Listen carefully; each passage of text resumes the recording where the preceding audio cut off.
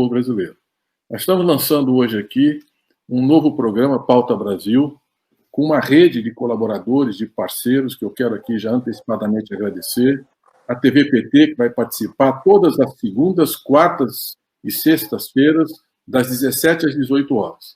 Vocês preservem a agenda para a gente poder fazer discussões qualificadas sobre o Brasil, a pauta prioritária do Brasil. Nós temos aqui a TV PT, o Brasil 247, o Diário do Centro do Mundo, a revista Fórum, hoje o Facebook do Haddad, do Lula, da Dilma, da bancada. Nós estamos ampliando a rede de colaboradores para a gente poder, de fato, fazer com que as ideias, a reflexão atinja cada vez mais pessoas e permita um debate qualificado que o Brasil precisa nesse momento. Esse primeiro programa é sobre as perspectivas para 2021. Eu vou pedir desculpa nessa primeira rodada, porque nós não conseguimos ainda montar um sistema para que haja uma interação nessa pós-TV, que é a TV para a internet, esse mecanismo que nós temos aqui hoje. Porque como são muitos portais e muitos parceiros, nós não temos ainda como eleger as notícias, superchat, uma pergunta inteligente, uma participação interessante, mas nós vamos tentar construir um sistema para que isso seja possível.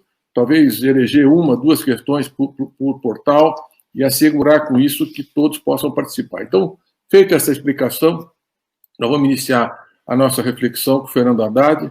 Como é que você olha esse 2021, a pandemia acelerando, uma recessão grave, a economia mostrando que está arrefecendo aquele princípio de recuperação econômica, uma situação social dramática, esse episódio de Manaus, que é uma tragédia humanitária sem precedentes, enfim, o Brasil completamente isolado, desgoverno. Como é que você vê a oposição nisso? Como é que a sua primeira abordagem, sua primeira reflexão sobre os grandes desafios do país, a nossa pauta, o desafio que nós temos da luta democrática e popular para esse ano de 2021?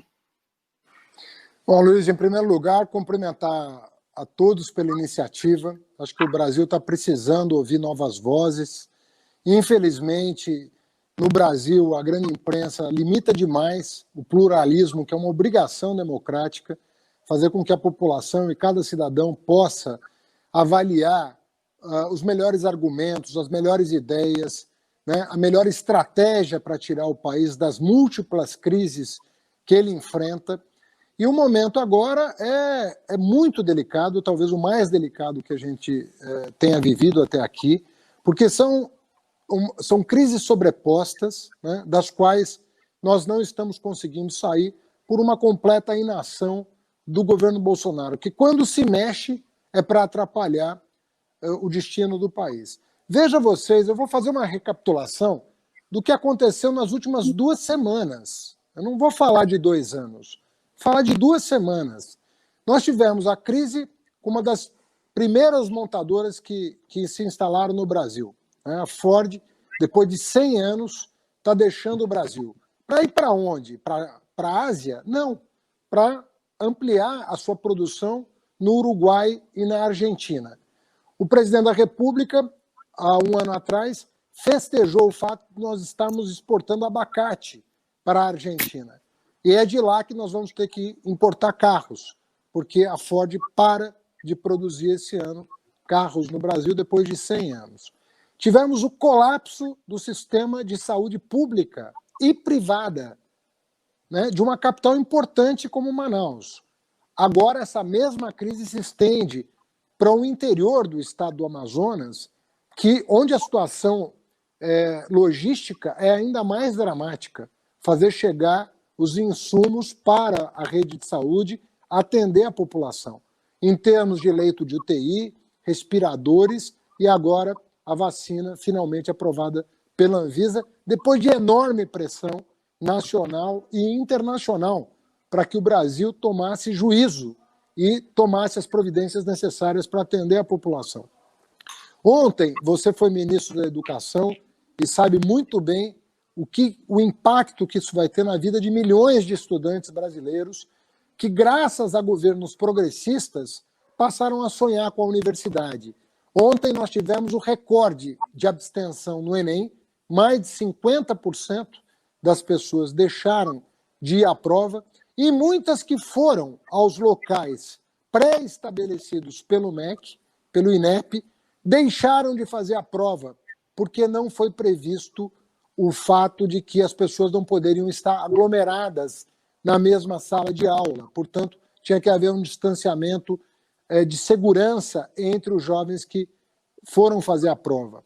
Não sabemos, não temos a estimativa de quantos milhares de brasileiros deixaram de fazer a prova. Sabemos os que não fizeram, mas os que foram e deixaram de fazer, nós ainda não temos a estimativa. Isso vai dar ensejo a muitas ações judiciais, vai comprometer a qualidade e a credibilidade do exame, sem que tivesse acontecido absolutamente nada que não permitisse ao INEP planejar a logística da prova, porque bastava duplicar os locais de frequência e anunciar as providências. Ou seja, o que o ministro da Educação devia ter feito? Chamado uma rede nacional de rádio e televisão e explicado para os estudantes que o MEC tinha tomado todas as providências para que todos pudessem fazer em segurança a prova, o distanciamento necessário. Nada disso foi feito e, portanto, o ministro não tinha o que dizer ao país. Resultado, pais e estudantes inseguros diante do colapso do sistema de saúde resolveram tomar a providência mais correta, preservar a vida dos seus filhos. Qualquer um de nós pensaria 10 vezes antes de mandar um filho fazer o Enem sem uma comunicação oficial do Ministério dando segurança para as famílias de que a logística estava sendo cuidada para esse fim. Eu estou falando de casos estamos com uma crise internacional, o Brasil está totalmente isolado do resto do mundo. Nós já estávamos com problemas com a China, que é o nosso principal parceiro comercial, responde por 2/3 do nosso superávit comercial, 2/3 do nosso superávit. Nós devemos à China, estamos em crise com o Mercosul já desde o começo, mas com a União Europeia. Mais uma vez, Alemanha e França emitem sinais de preocupação com o Brasil e agora com a derrota, a sobeja derrota do Trump, que felicitou a humanidade, porque é uma pessoa que demonstrou, inclusive, como último ato da sua administração, gerar pânico na maior democracia do mundo, tivemos a vitória do Biden, que tem todas as reservas em relação ao governo Bolsonaro, pela completa falta de sintonia com aquilo que é caro hoje a todo o país responsável, com a pandemia, com o meio ambiente e com todos os valores democráticos que precisam ser reiterados nesse momento de crise internacional. Ou seja, eu não vejo, Aloysio, nenhum ministério, nenhuma pasta que esteja recebendo da parte do presidente o comando adequado. Portanto, o problema não são os ministros. Essa é a conclusão óbvia que se pode chegar. Nós temos um problema dramático no Brasil, que é ter levado a presidência da República, talvez o pior dos brasileiros, no pior momento que nós estamos enfrentando. Por isso, eu penso que os partidos progressistas deveriam se dedicar muito durante 2021, sobretudo diante do novo horizonte que a ciência nos oferece, de nos imunizarmos com segurança e realmente trabalhar esse ano para fazer política com P maiúsculo e colocar os interesses nacionais acima de qualquer outro interesse, porque nós temos que cuidar das pessoas mais do que nunca. Do estudante que vai ficar sem a sua vaga na universidade, a pessoa que vai perder o seu ente querido por falta de assistência. Eu concordo muito, integralmente com a sua análise. Eu queria reforçar alguns pontos, porque a gente olhando um pouco para 2020, o que aconteceu? O país já vinha no início, antes da pandemia, a economia já vinha dando sinais de recessão, de uma forte desaceleração. E havia um cerco institucional ao Bolsonaro. A prisão do Queiroz, o esquema da rachadinha, que parecia desmontar todo o plano, envolvimento, lavagem de dinheiro, enfim, havia um cerco. Aquela reunião em que os ministros atacavam de uma forma grosseira, rebaixada, Supremo Tribunal Federal, governadores, prefeitos, O ministro da Educação teve que fugir do Brasil depois da reunião, quando veio a público as barbaridades que ele fazia no MEC eram sabidas, mas que ele fazia no interior daquelas reuniões. Rompe com o lavajatismo e cria uma fratura. O Supremo, com o episódio das fake news, parte para cima, tentativa de invasão do Supremo, enfim, tudo aquilo. Aí ele faz um recuo tático, ele ia tensionando as instituições, ele recua, recompõe uma base no parlamento fisiológica e recebe da oposição uma série de instrumentos para enfrentar a crise. O orçamento de guerra, que era fundamental quebrar o teto de gastos, o auxílio emergencial, que foi decisivo, ele era contra, o Guedes era contra. Primeira medida provisória eram 4 meses sem trabalho, sem garantia de emprego, sem salário, sem garantia de emprego. Então, nós derrotamos aquilo, conseguimos aprovar o auxílio emergencial 5 meses, mais 4 meses ele reduziu para R$300, tirou 44% das famílias. Mas isso foi fundamental para ele, esse recuo tático dele permitiu ele estabilizar, porque ele caminhava para uma tempestade perfeita. Ele recua, recompõe, mas o que nós não podemos esquecer é que o Bolsonaro sempre defendeu a ditadura, sempre defendeu o golpe, hoje ele fala disso novamente, tortura. Então, o projeto estratégico dele pode ser a desestabilização. Assim como o Trump tentou deslegitimar a eleição, e eles construíram a mesma coisa na Bolívia, quando o Evo ganhou a primeira eleição, e eles, através da OEA, de mecanismos que depois foram desmascarados, e a segunda eleição enterrou aquela tese, eles conseguem derrubar um governo democraticamente eleito, com milícia, com setores da polícia, as suas chamadas aquarteladas. Ele vinha construindo também uma narrativa, se eu perder, é fraude eletrônica. Quer dizer, ele se elegeu, desde que eu cheguei no Congresso em 1990, como deputado, chegamos juntos lá na Câmara, os filhos se elegeram, 3 filhos são parlamentares, ex-mulher parlamentar, foi eleito presidente da República e disse que o sistema não funciona se ele não vencer. Então, ele vem construindo uma narrativa muito... Esse recuo tático não deve nos esquecermos, nós não podemos esquecer o que nós estamos enfrentando. É um governo que tem um viés autoritário, que está militarizando o país, está dando benefícios para as Forças Armadas, está dando benefícios indevidos para outros setores militares, cada vez mais uma presença crescente de militares no governo e uma incapacidade absoluta de governar. Você falou do Enem, foram 4 ministros da Educação em 2 anos, e alguns que só trouxeram retrocesso e desmonte. 4 presidentes do INEP, 4. Aquilo ali é uma instituição extremamente complexa. Organizar o Enem, na nossa época, eram 3.600 pontos de atenção, 11 módulos. Aquilo ali é um sistema que exige rigor, cuidado, precisão para poder realizar. Eles colocam alguém que não tem nenhuma experiência na administração pública, mudam aquilo com gente que não tem nenhuma vocação. Agora morreu o diretor responsável, que era um coronel, quer dizer, não era um pedagogo, um educador, alguém especializado em avaliação, com tradição de exames de grande ângulo, os maiores exames do planeta. Então, só podia dar nessa tragédia, nesse grave aqui. Agora, o que eu vejo para 2021? A pandemia não tem recuperação econômica em V. Em V é a pandemia que voltou. A recuperação econômica está arrefecendo, sem os estímulos fiscais. Nós estamos falando aí de mais de 850 bilhões de reais de déficit no ano passado. Não tem sustentação. Só de auxílio emergencial foram 320 bilhões de reais, quase 10 bolsas famílias. Então, não há perspectiva de recuperação.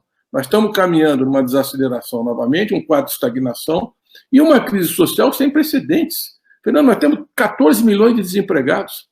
Pelo Covid, pelo aquele PNAD de Covid, 23 milhões de famílias não estão trabalhando e gostariam de trabalhar. Você tem que somar isso.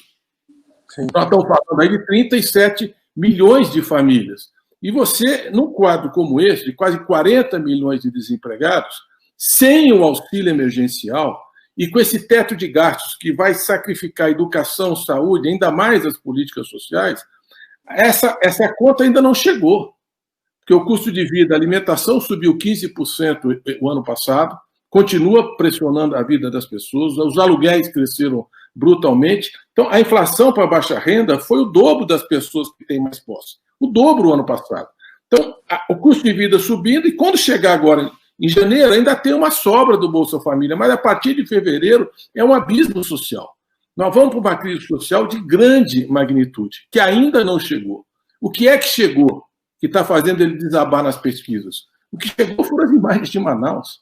As pessoas morrendo porque não tinha oxigênio, e o ministro da Saúde tinha estado lá. Há 10 dias antes, o governo sabia que aquilo poderia acontecer. Nenhuma providência foi tomada. A Venezuela foi agredida por esse governo, imediatamente deslocou caminhões e médicos para tentar socorrer Manaus, numa atitude solidária por uma incapacidade do governo de gerir o país.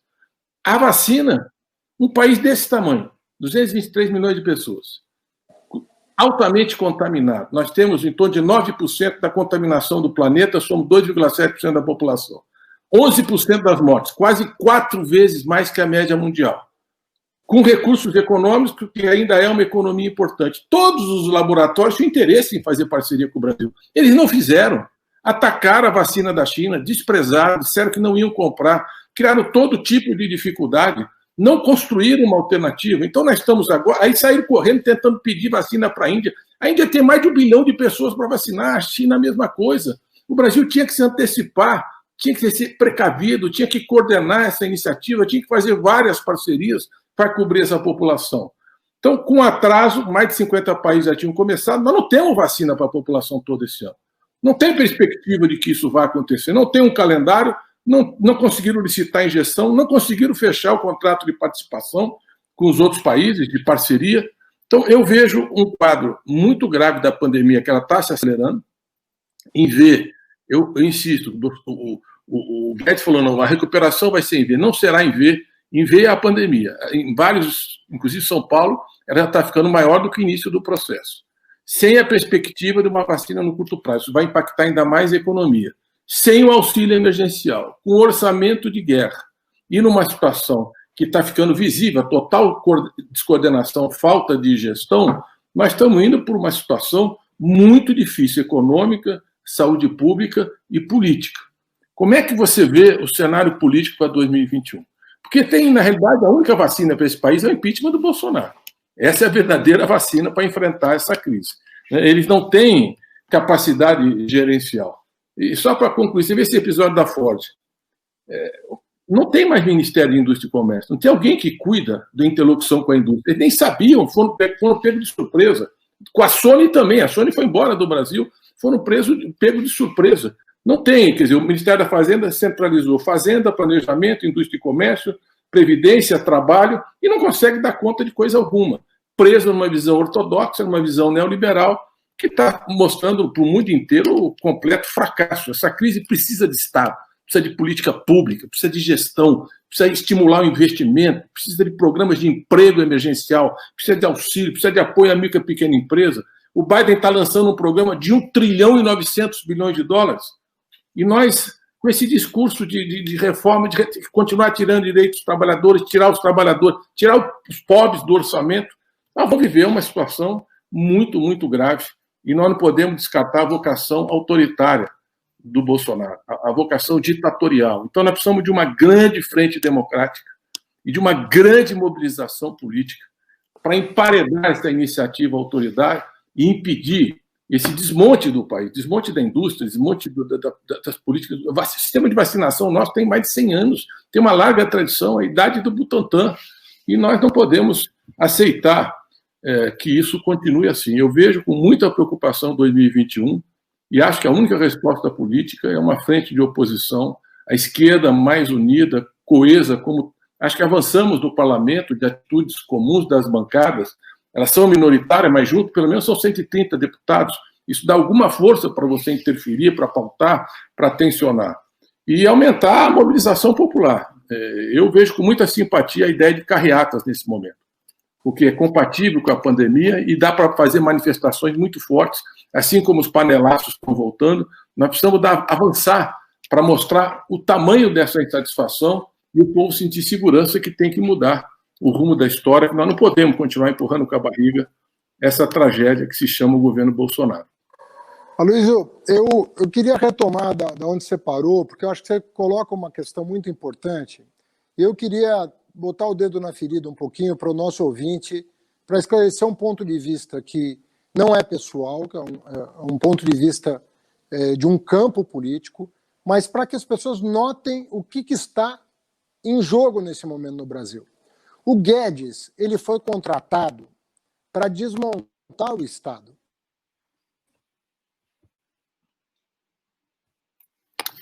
Caiu, Melissa. Voltou, né? Voltou. Voltou.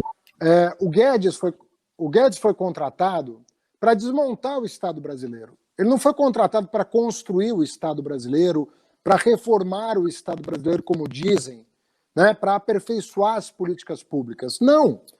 Quando se fala em reforma de políticas públicas, você está falando de uma coisa que é o seguinte: pegar o que existe e aperfeiçoar. Como o governo Lula fez, como o governo Dilma fez, pegar, não existia uma coisa, passou a existir. Vamos melhorar essa coisa. Então, vamos melhorar o Ciência Sem Fronteira, vamos melhorar o ProUni, vamos melhorar o FIES, vamos melhorar o SUS, vamos melhorar o Fundeb. Reformar o Estado é pegar o Estado e melhorar o Estado. Se cada governo fizer isso, nós vamos ter um Estado moderno, reformado, que atenda a população a um custo baixo, o melhor atendimento possível, o melhor serviço público possível, ao menor custo em termos de impostos. Isso é reformar o Estado. Não foi para isso que o Guedes foi contratado. O Guedes foi contratado para desconstruir o Estado. Foi para enxugar o Estado. Foi para cortar direitos que ele foi contratado. Foi para vender o patrimônio público que ele foi contratado. Essa é a agenda do Bolsonaro. E o que eu quero chamar a atenção, por isso que eu pedi licença a quem está nos ouvindo, eu quero chamar a atenção que essa política do Guedes tem o apoio daquilo que a imprensa chama de centro, mas que, na verdade, é a centro-direita, que não deveria ter vergonha desse nome. Os países do mundo têm partidos de centro-direita, que não são extremistas, que confiam na democracia, mas que defendem um receituário econômico para países como o Brasil, que é o Estado mínimo. Então, esse jogo de cena que a gente vê no noticiário, ele não acontece na vida real, só nas imagens. Vacina, não vacina, mas a agenda econômica é a mesma de desconstrução do Estado nacional.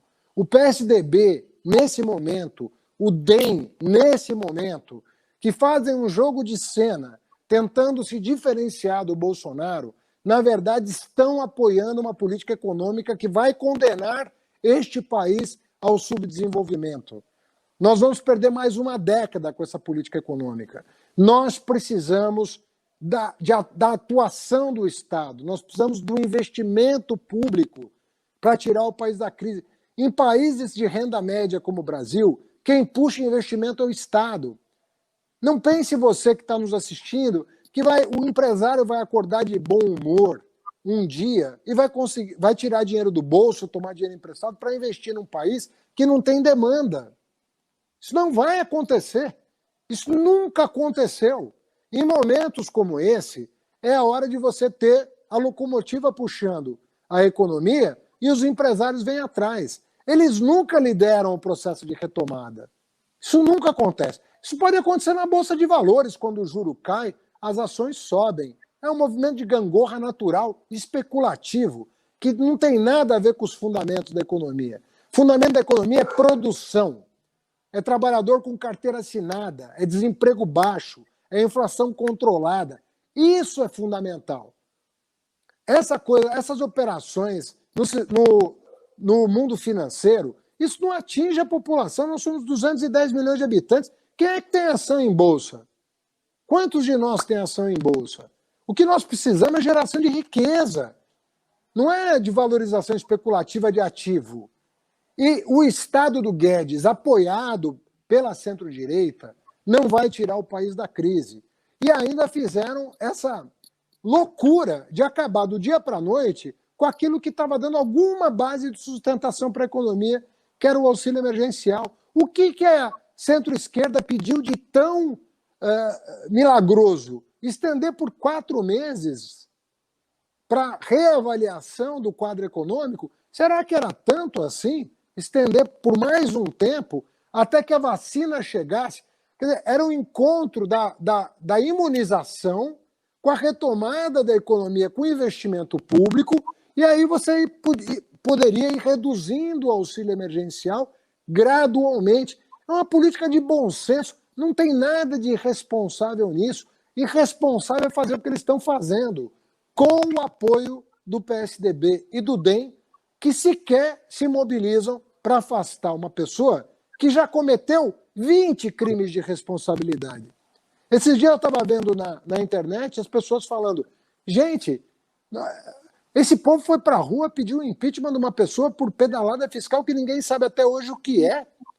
Uma pessoa que não responde a um processo judicial, e nós estamos deixando uma pessoa na presidência da República que todos os dias comete um atentado contra a democracia, contra a saúde pública, contra a educação pública, contra a soberania nacional, e não acontece nada. Por quê? Porque a Bolsa está subindo. Até quando vai subir a Bolsa nesse estado de coisas? Isso é movimento especulativo, nós não podemos olhar para esse indicador. O indicador que importa é se o trabalhador tem emprego e se o salário dele compra o que ele precisa para manter dignamente a sua família. Isso dá sustentação para a democracia, para a economia, para a sociedade de uma maneira geral. Então eu compartilho com você a preocupação, Aloysio, e concluo essa segunda fala, dizendo o seguinte, é hora das pessoas mostrarem a que vieram.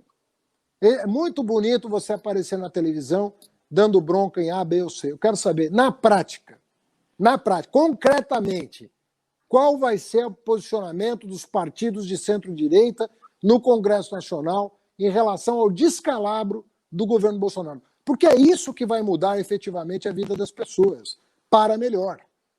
Se esses partidos não se posicionarem agora sobre os atentados que estão sendo cometidos diuturnamente contra a soberania nacional e a soberania popular, nós não vamos chegar em 2022, a não ser num ambiente de altíssima instabilidade e ameaças corriqueiras que são feitas de armar a população, de subordinar as polícias ao governo federal e não aos governos estaduais, deixar entrar arma, importar arma, gastar dólar, reserva com armas, baixando imposto, inclusive.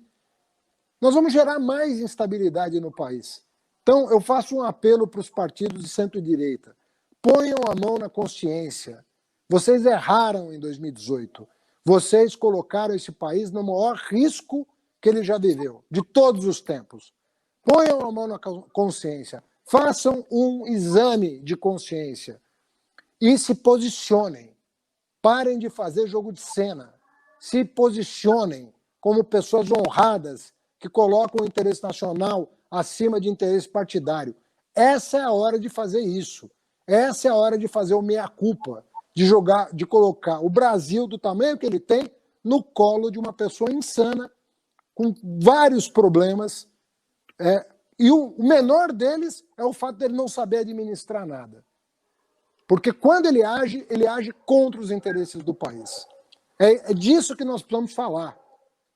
De fazerem o meia-culpa do que fizeram em 2018 e evitar um desastre daqui para 2022. Eu acho importante o que você falou, porque quando ele disse assim, não, é que não dá para fazer nada. Não dá para fazer nada, sai, né? Na verdade, quando ele não faz nada, se ele não fizesse nada, era bem melhor do que ele faz, porque cada gesto é um desastre político, diplomático, econômico, social, de soberania, de grandes repercussões. Então, e muito importante também essa lembrança, né? Em 2018, nós tínhamos uma chance de ter impedido isso. Não foi por falta de advertência. Era só olhar o histórico dele, por mais que ele se escondeu na campanha, não foi nenhum debate, não teve coragem de enfrentar em nenhuma. E a imprensa fingiu que não estava vendo o que estava acontecendo. E o PSDB, fizeram campanha para o Bolsonaro, aberta, Bolsonaro. Hoje é atacado, chamado de canalha, apertada, assim, umas agressões totalmente desqualificadas, mas eles apoiaram, fizeram campanha, e têm responsabilidade por tudo que está acontecendo. Os governadores do PDT fizeram campanha, e o PDT, as principais lideranças, não se posicionou no segundo turno. Então, nós temos no PSDB lideranças que têm uma história democrática, mas não se posicionaram na hora que era decisiva para o futuro da democracia. Eu acho que mudou. Eu acredito que hoje, o segundo turno, por exemplo, entre você e o Bolsonaro, esse segmento não tem mais como se omitir e nem como não votar pelo campo progressista, pela democracia, pelo Estado de Direito, pelos valores civilizatórios, pelo reconhecimento da ciência como a base das políticas públicas, no reconhecimento da medicina e da ciência e da pesquisa como a única resposta a uma pandemia dessa natureza. Eu acho que tudo isso está reforçando essa perspectiva. Agora, nós precisamos discutir também o que nós vamos propor para o futuro. Esse debate programático ele é fundamental para nós sairmos e para ter convicção que dá para tirar o Bolsonaro, que dá para construir um país muito melhor, como nós já fizemos no passado. Então, nós desenvolvemos, você contribuiu muito com o Plano de Reconstrução e Transformação do Brasil, que nós temos aí os nossos núcleos de acompanhamento de políticas públicas, que tem medidas emergenciais, medidas para a saída da crise e medidas estruturais. Eu quero tratar de algumas delas, de forma muito rápida. Primeiro, essa questão. Não é possível, porque onde está a pandemia crescendo? Predominantemente entre os pobres. Onde ela está mais violenta, por exemplo, na cidade de São Paulo, é o fundão da Zona Leste. Então, nós precisamos proteger essa população. A vida, as pessoas não têm como fazer distanciamento social se tiver uma renda para sobreviver. Elas vão sair na busca do quê nessas condições, se expondo diariamente e acelerando a contaminação. Então, a pandemia, como nós dizíamos, não acabou. Ia voltando com muita força. Essa cepa do vírus, em Manaus, ele já tem várias mudanças genéticas, que ele é muito mais agressivo e muito mais... e se dissemina com muito mais...